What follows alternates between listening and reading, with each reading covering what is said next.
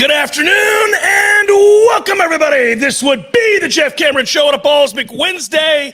I hope it finds you doing well. We are great. I'm Jeff. That is Tom. On Twitter, it is at J Cameron Show. Hello, everybody that's driving about town, listening on 93.3 Real Talk Radio. And those of you watching Warchant TV on YouTube, we appreciate you very, very much. Good to have you on board. And I hope this day finds you doing well. You know, I'm a little buoyed. I find ourselves, Tom, I find us checking in on our emotions these days a little bit more than I thought we would through 2 weeks. I didn't think we were going to constantly have a check on our emotions to start the show. But today, I'm checking in as well, because I thought that was the first time yesterday that Mike Norvell sounded normal in about a week and a half. About a week and a half, he has sounded like a flustered, broken, worried, searching man in these media availabilities. And he sounded completely normal yesterday, like he had just witnessed an actual to goodness good practice. And I think from what I've heard from my sources, it might have been the first good practice since they lost to BC. Well, you know, there was a moment after, I think it was the second game, but you know, I got a little funny with words where I said, you cannot climb if you're still falling. You know, we've just been falling and falling and falling and waiting to see when we hit the ground. Or is this just the abyss that we're going to keep on falling until we, you know, turn the page and turn the calendar to next year? Hopefully we've bottomed out. There is an opportunity this weekend if you show up and you play tough in order to feel better about ourselves. Memphis is good, but they're not actually kind of not what we have just seen in the last 2 weeks in the trenches, I think. I don't think they're as tough as Boston College or Georgia Tech in the trenches. It looks like a group of 5 team in the trenches.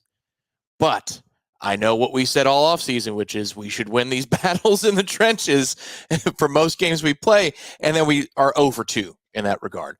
This does feel like one where if you have a practice like they did yesterday and he feels confident about what they can do, the basis by which they can operate, if you show up and you play physical on Saturday, I think we will have some good news. But you got to go and do it, though. And that's where I hear myself and I say, yeah, that's wonderful, Tom.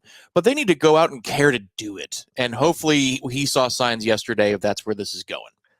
Well, it means maybe that he feels like he's getting through to them as far as like what they have to do. Now, I'll be interested to see about the execution.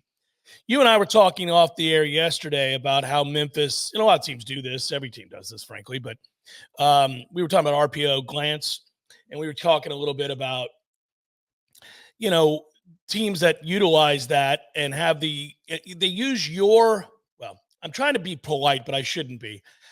When we're in a too high safety look, they're obviously, you know, running it underneath the safeties. And if the safety tries to come down and help with the run, they throw it over. If he stays up high, they throw it under. And I don't trust our safeties or our linebackers, which are what quarterbacks and receivers are looking at when they use glance, is either your linebacker or your safety. And yeah, man, I don't know. They haven't been able to figure that kind of thing out through 2 weeks. If we can just understand the basics, it would be nice. Yeah, and again, a glance concept too can manipulate the linebackers as much as the safeties, you know, to come up and help. Without question, that's And they also have another one where they work to the outside in RPO, where it's just a simple comeback. But that is against corner play that's not in press, not in man. I would think we would be in press, in man, doing what it is that we typically do from a coverage standpoint on Saturday. You just got to win some one-on-ones for once. You know, that's part of it. That we have to beg almost for Florida State to win one-on-ones is annoying. But that's going to be part of it. The other part of it too is that if you want to take the pessimist side of the coin, you know, Memphis has been installing for this game for a month. They had North Alabama and Troy. And you can watch those games if you want to. If you don't care to, I don't blame you. I did. Within a drive, you can see that there is no match. These teams are no match for Memphis. Everything has tiers. And Troy is definitely trying to rebuild. Even though they did some good things on the offensive line, Troy did. It's not a group of 22 that can compete. So they might have some wrinkles ready for Florida State that they did not put out there in the first 2 weeks. I'm sure they do. And I'm sure those wrinkles are going to mirror concepts that Georgia Tech executed and concepts that Boston College executed. The thing here is that the quarterback, Hennigan, if he's in the middle of it, he's not a mover and a shaker. He's He's an adequate quarterback when it comes to mobility, but it's usually mobility as a function of, oh, you forgot to account for me. Here's a gain of 6. Not, you're in the wrong gap. Here's a gain of 20. Very different things. I think the only way that they can take advantage of Florida State with a quarterback running is if they go into some sort of wildcat. But I would expect to see some tricks this weekend that Memphis has not put on film. But for crying out loud here, this is an opportunity in the trenches to do things that Florida State has not done through the first 2 weeks. Yeah, I agree with you. I have not watched both games all the way through, but I've watched portions of both games just to get a sense of the physicality, get a sense of the athleticism, get a sense of the concepts that they use. Those 3 things are all I'm really looking at in a situation like a game against North Alabama, where, by the way, Memphis really struggled to run the ball. I think they averaged less than 3 yards a carry. That's no bueno. That should help us immensely, I would like to think. They improved greatly in the run game the next game, but it's still, you see the lack of physicality up front that you're talking about, and that's a good sign for our defensive line. That's a good sign, period, if you're struggling to win physically against North Alabama. Somebody on the radio right now is yelling, yeah, like Florida State last year before Jordan Travis took off and ran and broke his leg against North Alabama. Right. We couldn't win the line of scrimmage. So now I'm with you. You'd like to believe that's not the case. But anyhow, back to us this week. It's so important for so many reasons. And the reason I led the show with Mike Norvell's psyche and his overall tenor with his media availability is I was growing increasingly nervous by the fact that I was not hearing a man who sounded overly confident that his team was going to respond to this level of adversity. It's his job to get them to, but when things begin to spiral, sometimes it's hard to get out of that spiral. It's hard to kind of find some solid footing in the midst of all of that emotional chaos. And I was getting concerned because we know Mike well, partly because Mike is available. You can go to the practices. He makes himself available. He's accountable. These are all things that are qualities I enjoy about him. They also make it pretty easy to read when he's off, when he's not right, when he's frustrated, when he's angry, when he's elated, when he's whatever. You get a sense because he's been here long enough now and we've seen him enough to know exactly how he's thinking about his team or how he's feeling about the day's practice at the very least. And he hadn't had a solid media availability in terms of feel good about what I saw today type conversation since we lost the Boston College game. Really hadn't had a good one of those since we lost the Georgia Tech game. So when you're starting to go on 2.5, 3 weeks of a media availability in which your head coach sounds searching, a little off-putting, a little concerned, finding creative ways to describe what sounds like a below average to substandard practice. I don't like that. I don't like that. I would like to believe that the resolve is such and the leadership is such in the room that, okay, let's get a grip, everybody. This is ridiculous. The season's going to play out one way or the other. We help control how these games affect us and how we prepare for the next one. You can't just be wallowing in self-pity for 10 more weeks. Get it together and go win a football game.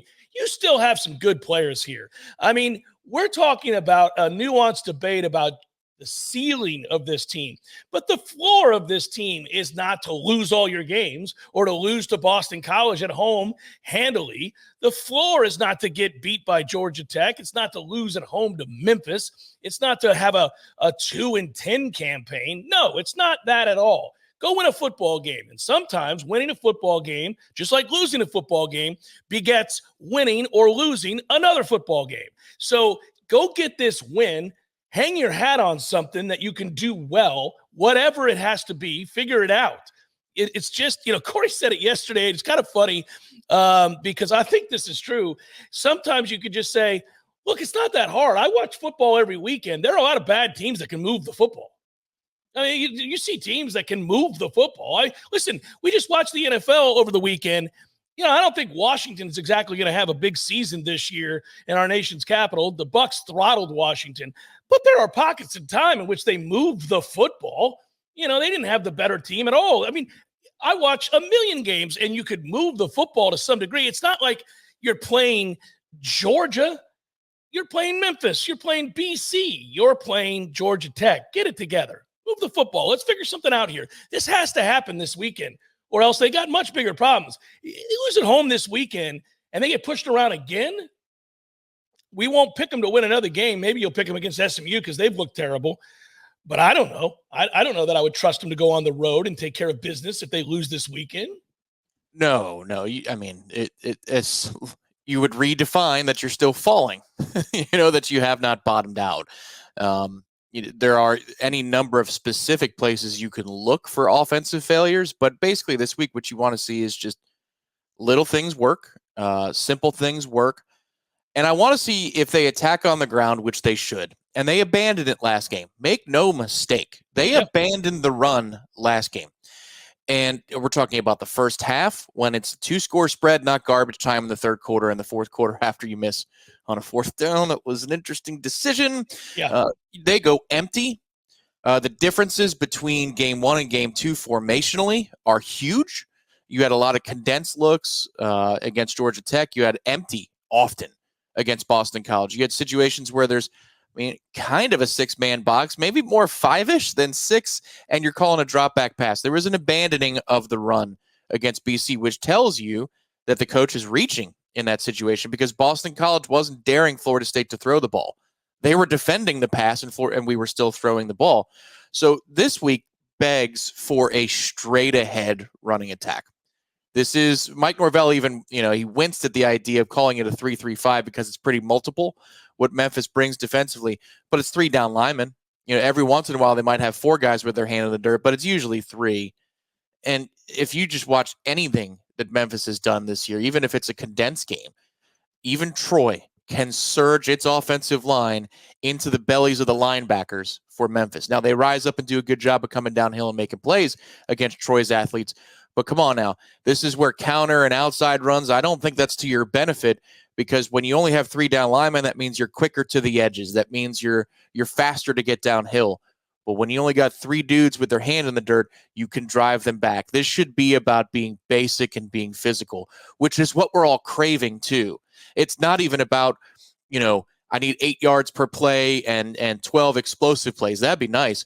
We want to look physical, and we have not looked basically physical on either side of the football, and that's really frustrating because we thought this team was going to be about toughness. It's been about anything but through 2 games. Well, now that the season is underway and we have evidence to our talking points beyond revealing something that we've seen in practice that would get us in trouble, we've seen the games. I do want to say that coming into the season, when Mike was championing the offensive line the way that he was, and the depth of the backfield and the variety of running backs that you have in terms of style, you certainly have enough big running backs too, including Cam, who's emerging now as a guy they want to hang their hat on. And that you could, because you had maybe a group of 8 to 9 offensive linemen, maybe even 10, that you thought could play at a high level. Now we're second guessing that now, but that's what they thought coming into the season. So you could have these big formations if you wanted, where you bring an extra offensive lineman out there because you really don't have an inline tight end to block. I always took that to mean that we would see more classic power football, Tom, that we would watch a lot more between the guards than we ever have at Florida State under Mike Norvell. And I thought we would see DJ under center a lot more. Like this would be a classic 80s, mid-90s style of offense that you see NFL teams employ. Remember, John Gruden loved to have quarterback under center. He hated having quarterbacks in shotgun. In fact, I don't really remember. Did he ever have his quarterbacks in shotgun? I mean, very rarely, right? In his Oakland iteration, he added it to the fold after when he built the playbook, and he's like, I still build my playbook, and he was there for Bucs Hall of Fame weekend. But yes, you're right. And he had pistol, though, which I thought we'd see a lot of pistol personally. Yeah, I thought, that's fair. That's fair. But the reason I bring this up is They did have DJ under center in practice. They did have DJ under center a lot in practice, a lot being compared to what we've seen in the past. And I thought, okay, good. Let's see it, man. This is downhill. Let's just go. Let's power. Let's go. Let's get 2nd and 7, 3rd and 3. It gives you your whole playbook on 3rd down when you're short and manageable, as we've seen from our opponents that are 3rd and manageable over and over again because we don't tackle well. And there's a surge at the line of scrimmage. And it just hasn't happened. And so the identity that you were seeking to build or to hang your hat on really hasn't been in play, save for the first drive of the season against Georgia Tech. You just haven't seen it. And you mentioned the empty sets and the need to try to throw the ball. You gave your running backs 2 carries, 2 in the first half against Boston College. 2. Okay, well, my man, that's a panic, as you correctly pointed out. B, you're reacting to what you perceive Georgia Tech to have done to you and what you thought Boston College was going to do. But Boston College rightfully guessed that Florida State would try to throw the ball to set up the run and said, we're not even going to start out the game trying to stop the run because we think you're going to throw the ball. They outcoached you from play 1. They already knew what you were going to do, and you didn't adjust in that first half at all. Yeah, what I could tell you again through looking through the data was, if you're looking for an 8-man box, which is I am daring you to throw the football. Yeah, it's under 5 times this year. You're looking for a 6-man box. It's 22 out of 35 plays that I canvassed on the ground. 22 out of 35. So they are disrespecting your offensive line. Oh, buddy. That is what your opponent is doing. And not only after the snap, which is happening a lot, especially at left tackle, but before the snap, they are disrespecting your offensive line. And what I'm interested in seeing, I, like you, thought there would be more straight ahead runs in general because that's what the beef is there for. Look, they want to be able to run their stuff, and Richie Leonard's certainly agile enough to do that and move around. We marveled at, his feet for being as husky, we'll put it that way, as husky as he is. I thought you'd see a little bit more straight ahead. This game begs for it. There's a couple of things that you need to consider, that they try to time snap counts and anticipate and things like that at Memphis. But by and large, this is begging for something that's a little bit more straight ahead. And the thing is, okay, it's wonderful that they're falling in love with Cam Davis. I love a freshman that's as tough as he is. He's already moved the pile a couple of times in his young career, and you get excited about things like that. But, I thought we were going to be featuring Lawrence Toafili this year. My man has 9 carries in 2 games. 9 carries. If you're not going to use him there, then split him out wide. He needs to be a featured piece of the offense. This was my concern before the season started, is we have a lot of guys, and we want to use all those guys rather than whittle it down to what are we going to be about. And I hope that this game starts to define that, because I don't know what the hell we are. The run pass choices between the 2 games, we're nowhere. We are in no man's land as an offense in terms of identity. But Tom, you can't use Lawrence Toafili if you don't know what you are. So it's the chicken or the egg here. The reason we're not seeing him is that you go from game 1 to game 2, you just decide to open it up and throw it all over the lot. Well, they didn't feature any running back. Right. There's no running back that was featured. And then in week 1, he scored the touchdown, and you had a moment there. It looked like he was going to be a guy, but they were really trying to make sure Jalen Lucas got the ball too. Unfortunately, it was weird because early on Lucas showed real promise, and then they went away from him as well. Right. Yeah. They have been. Listen, I hesitate to say this because it runs counter to logic. Mike Norvell in his career has been a very good game planner and a very good play caller in his career. I think that's true. I think if you ask other coaches, in fact, other coaches have stated that publicly, that they think that Mike is a very good play caller, that he is, he's got a good sense of play calling, right? There's a timing to what he does. Tom, Mike's been lost for both these games. I would argue Mike was lost at the end of last year. Maybe the last 5 to 6 games Mike was lost. on offense when his players began to get hurt and couldn't operate at peak efficiency. We talk about Jordan Travis, and Jordan Travis was an accurate passer, didn't turn the football over. 2 years ago, he could really run the ball, which I think opened up our running game. But Jordan didn't run the ball last year, and we couldn't run the ball. And when Mike can't run the ball, you begin to see all of the tenets of what he wants to do break down. And you get that far away look, that bent over, hands on the knees look. Well, buddy, he's been having that look for going on 8 games, 7 games. It is disconcerting. I think that's a fair thing to say. He looks lost right now.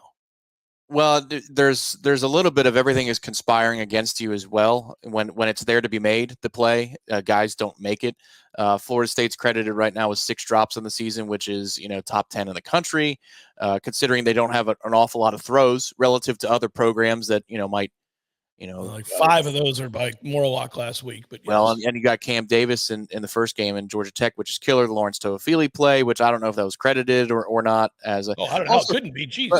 By the way, I had this is where we are right now. I had a terribly weird dream last night that Toafili got suspended for insubordination. I'm like, boy, oh boy, that's the last dude in the world that would be suspended for such a thing.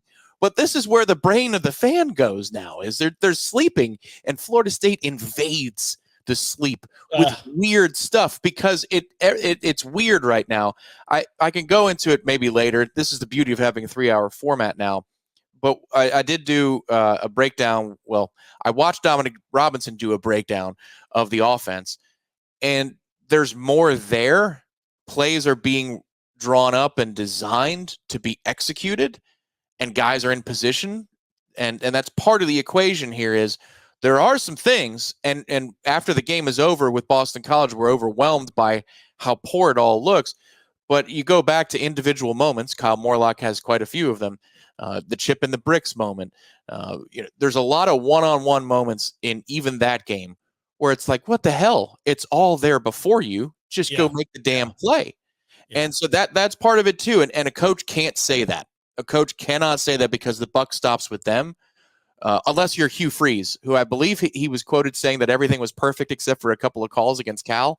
Yeah, he's done that. Well, South Carolina's coach does the same thing, by the way. He loves to point out that he calls perfect plays. That's right. Beamer. Yeah, Beamer loves to do that. Yeah, Shane Beamer will tell everybody that he called perfect plays. They just didn't execute them. There's a little bit of that, though, in truth, when you're like, well, geez, what more can I do? It's all there. And sometimes DJ misses, and sometimes the receiver has 2 hands on it and decides not to come away with the ball. Like, it's just – when it goes bad, it's contagious, and they really need to snap whatever virus that is in terms of the execution part of it, because when one dude makes a play, it begets another, and that's what it sounds like happened yesterday at practice, is that it started to be a little bit more contagious on the good side of things, not the bad side. Yeah, I don't care about practice. I do care about his reaction. I'm sorry, I'm not being rude to you. What I mean by that is I'm echoing the sentiment of a fan right now who's saying, great. We heard we practiced really well all spring and all fall. Great. They have yet to do it in the game, and I can hear it now. I can hear it because it is great that they practice well, and maybe some confidence will be derived from that, and maybe it does beget more big plays and just making the simple plays that you've got to make to win a football game. Maybe that happens. I agree. It's better than it not happening, but until the lights are on and you go out there and have to make that same play Saturday on 3rd down, nobody's going to trust that it's going to happen. No, it's not and I agree. If there's a fatigue with that, I hear you. But I need the head coach to not look like he did on the sideline against Boston College on a Tuesday. And thankfully he didn't. That's my point, is that, look, you can believe as you wish and say, prove it. And I agree with you.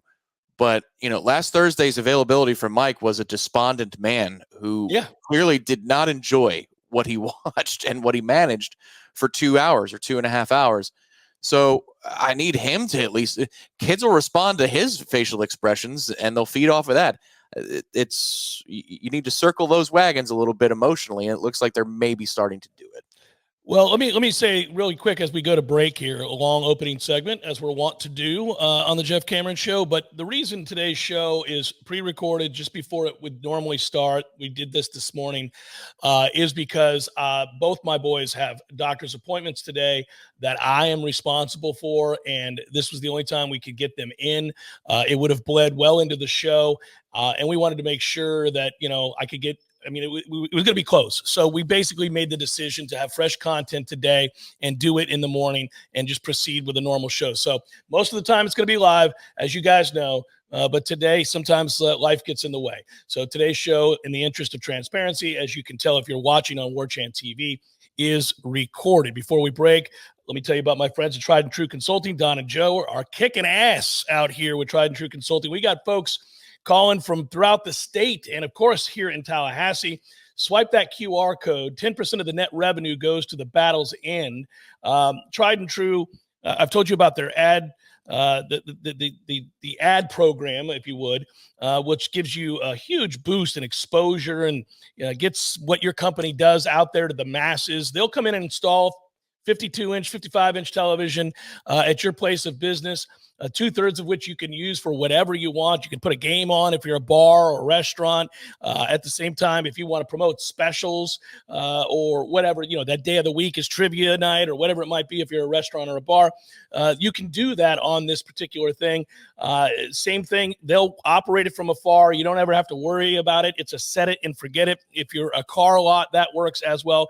Give Tried and True a call today. If you're a dentist office, orthodontics office, any of these places in which you have a waiting room, work out just fine. 844-464-6653, 844-464-6653. Again, 10% of their net revenue goes back to the battle's end. It's Jeff Cameron Show 93.3, Real Talk Radio, and Warchant TV. Read you a quote, guys. Auburn quarterback Peyton Thorne said after the loss against Cal, which has really stung that Auburn fan base quite a bit. You could only imagine why. But Saturday's defeat to Cal, which is hilarious, said afterwards that he had requests from bettorers for money via Venmo. I wondered if this was a thing. He was appearing on a show. He said that bettors have messaged him on Venmo asking him for money. Quote, they're definitely not sending cash. Now, he had 4 passes intercepted in that 21-14 loss to Cal. Quote, it's funny, when they lose money, they want their money back. But when they win money on a parlay, nobody's ever sent me any money. He went on to say that, to him, it's funny. The issue is something that the NCAA probably needs to monitor. There is a result from a recent study, which is by a group called Signify, which is an artificial intelligence company, Tom, an NCAA partner, by the way. They found that 1 in 3 high-profile college athletes receive messages from individuals with a betting interest before and after games via Venmo. Everybody's got Venmo, and you can find people pretty easily. I remember looking for you one time, just going, I just got to type in Tom Lang, and there aren't too many Tom Langs. And if you use your picture, there he is. That's Tom. I'm going to send him money. That's how it works. Yeah. There's enough degenerate Tom Langs out there that my dad had gotten screened by TSA once or twice because there was a person of interest that they were worried was going to flee the state. So of those of us that are out there, some of them are straight pirates, my man. At the request of the NCAA, Maryland, Louisiana, Ohio, and Vermont are among the states that have banned sports books from offering prop bets on college players. Professional athletes have complained about this as of late as well. Our friend Max Homa, I say our friend because he's everybody's friend. Max is a cool dude. Said bettors tracked him down on Venmo and requested money multiple times per week, especially when he was playing poorly. Homa went on to say, yeah, you just had a bad day putting, and the next thing you know, you're getting requests from people as you walk off the 18th hole for their money. As somebody that has picked Max Homa as part of my threesome gambling going into a Thursday tournament, I'm aware of those days in which he's putting poorly because Max is a feast or famine kind of player. He's either really good or, oh, man, we ain't going to make nothing out here today, are we, Max? Time for a cool 75. Well, you know what? Maybe that's why the vitriol of this fan base is as high, that the amount of it, because gambling is now a thing. You know, like, this used to be a kitschy thing. If somebody was listening to your show, saying, "Oh man, that Jeff, boy, he is very much a degenerate. He's an illegal gambler. What is this guy doing? This is ridiculous." And now it's mainstream because the Hard Rock app is a beautiful thing. And if you're a Florida State fan, chances are, if you are neutral or an optimist through 2 games, you've lost some money if you've wagered on Florida State. So maybe that's an extra reason why the chat's a little bit more active and the TC is burning and we're pointing fingers and lobbing grenades everywhere, because it's not just about our fanhood now, but a segment of the fan base is not thrilled with what we've done against the spread or even the money line for that matter. You know, I'm going to say this, and I have said this ever since I made a decision. There's my dog, everybody. Here, you want to say hello? Is that what you're doing out here today? Is that what you're doing, Annie? Jumping on my lap while we're sitting here talking? This is hilarious. I apologize, everybody. This is the danger of working from home. And she's a puppy. She's 8 months old, and she wants my attention right now. I'll just say that I have said ever since I made the decision to be honest about my gambling habits on the show and to talk to people about lines and what they represent and what Vegas thinks about a team from a power ranking standpoint, you know, all the different ways that we talk about gambling. And it started with Redemption Thursday years ago. We were, I think, way ahead of the curve. I just said the quiet part out loud, that people that are into sports tend to like to gamble on sports and probably have bookies. And I noticed that when I was out and about and, you know, we do remotes and talk to people at bars and whatever else, you'd hear people just come up and say, "Oh man, I had $10 on Florida State last week. They let me down," or whatever it might be. Right. What I realized was, because I had a couple of people send me some very weird requests, just like what they're describing here. Oh yeah. I remember those stories. Those are a little spooky. I read you some of those things that some people have, yeah. One time we were on, I'll never forget. One time we were in Capital City. We were on the 6th tee. And I'm like, what? Yeah. Oh my God. Like, dude, yeah, you might need to report that person. It gets a little weird, man, every now and again. And I've had some weird things over the years. Either somebody who loves you a little too much or hates you a little too much, or, you know, maybe isn't in control of their gambling habits. And, you know, I don't try to tell adults what to do with their money. Just like I don't try to tell them what to do in their bedrooms. You know, consenting adults in terms of gambling, sex, anything, that's all what you do, man. You're a grown-up. But I have said repeatedly that you shouldn't gamble if you can't afford to gamble. You know, you got to understand that if you're going to bet $10, do you have $10 to lose? Ask yourself that question before you bet. Could I lose $100 this weekend and it not affect the whole of my life? It wouldn't mean that, you know, I'm unable to eat or I couldn't pay a bill or, you know, those kinds of things.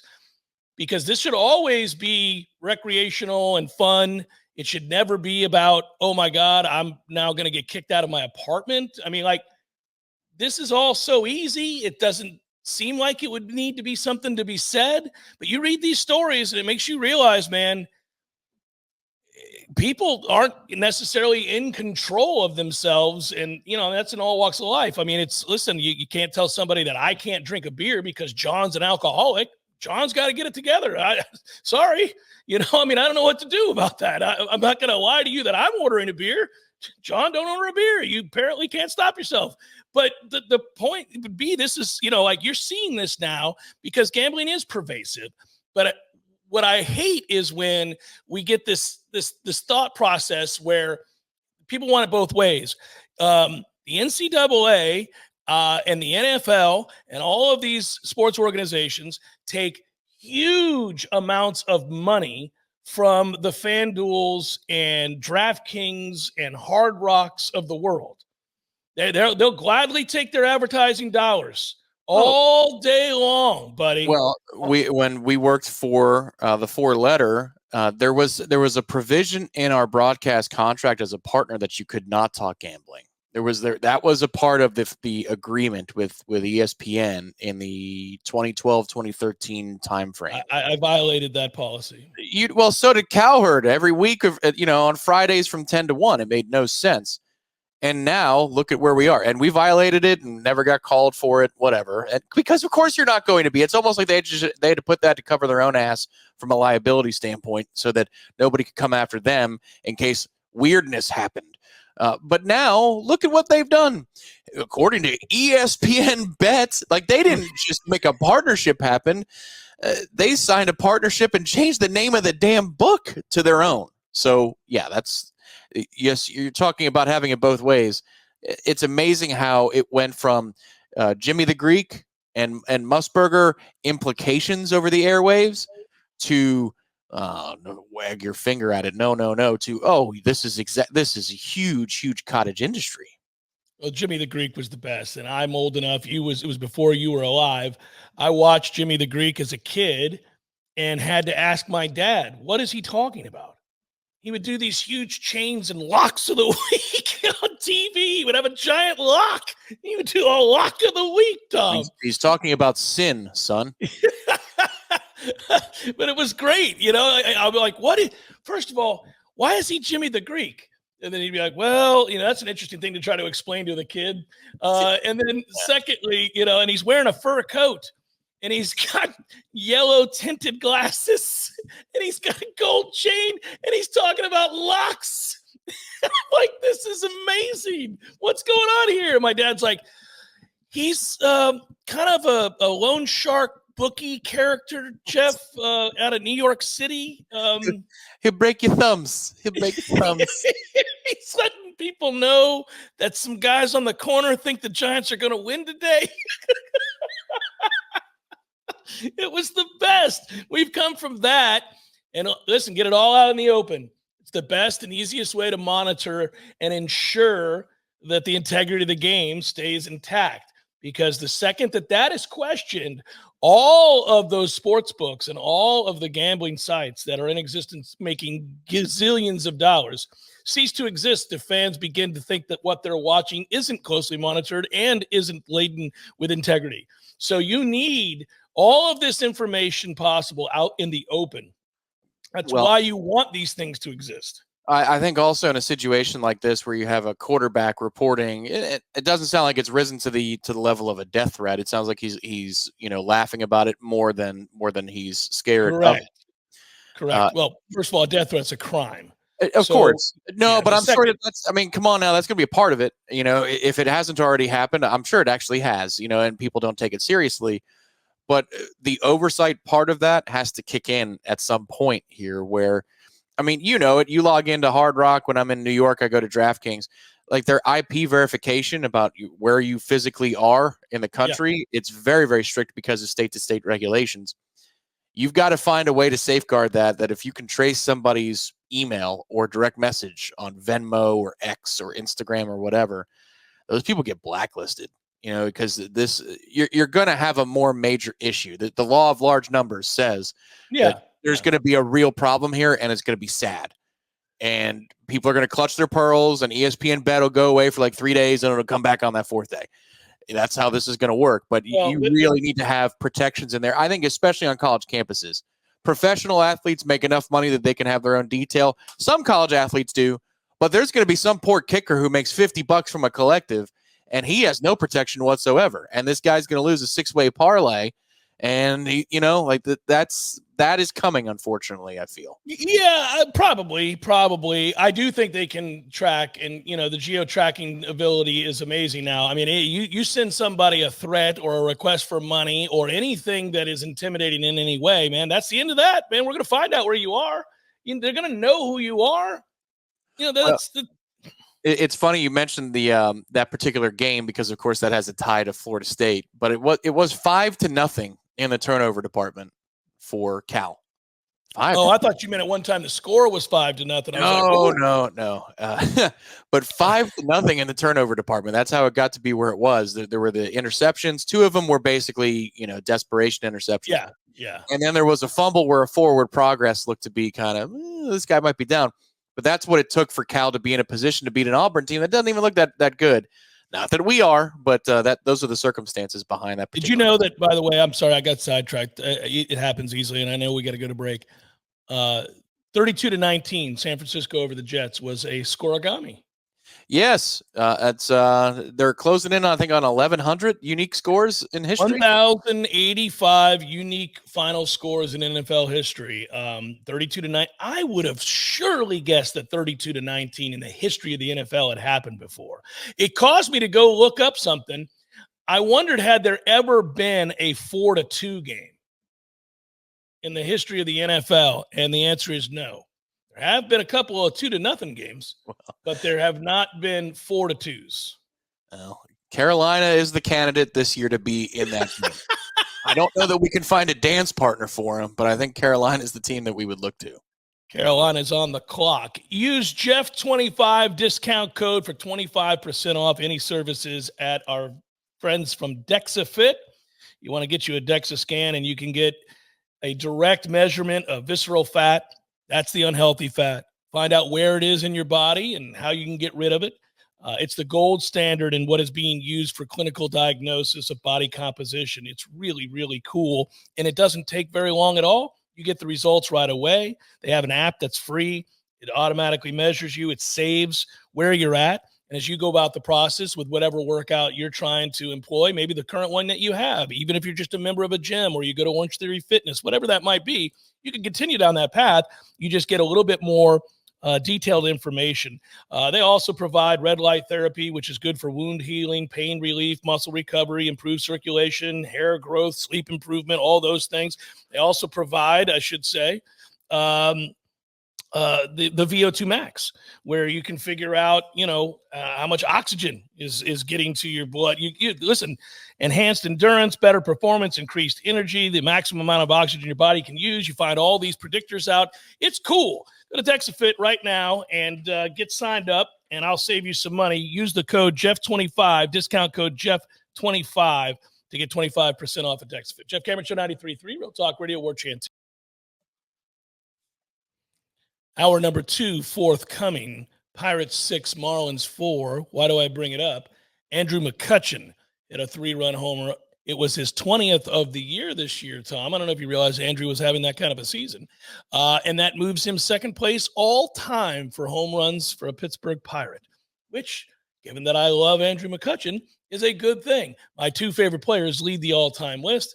That would be Willie Stargell and Andrew McCutchen. So pretty cool when 2 guys who you saw play happen to be the all-time leaders for your team. And yeah, I know. The 2 guys you saw play. Yeah, absolutely. Ralph Kiner's not on that list? By the way, your Mets lose and are tied with the Braves because they won. I know you know this, but we're back tied again. It's getting It is dicey. What I need is those damn West Coast teams to lose. Both Arizona and San Diego won last night. In the game, this is a Florida State note for everybody out there. In the game against the Padres, the Mariners were led offensively by Cal Raleigh, who hit his 30th home run of the season. That is back-to-back 30 home run seasons for our guy Cal Raleigh. Freaking outstanding. Yeah, man, for a catcher, that's crazy. Yep. Castellanos knew he was going to get drilled last night by Rays pitcher Uceda, and he did. He said after the game, I had an overwhelming sense that I was about to get drilled. We all had a sense that I was about to get drilled. Wait. Is that an anonymous quote from the FSU locker room before Boston College? He goes on to say, look, I know the deal. He was going to hit me because he was getting pounded and his ERA was going through the roof. But you can't hit me just because you're mad because you can't pitch. That's a great quote. Hour number 2, Jeff Cameron Show 93.3, Real Talk Radio, Warchant TV.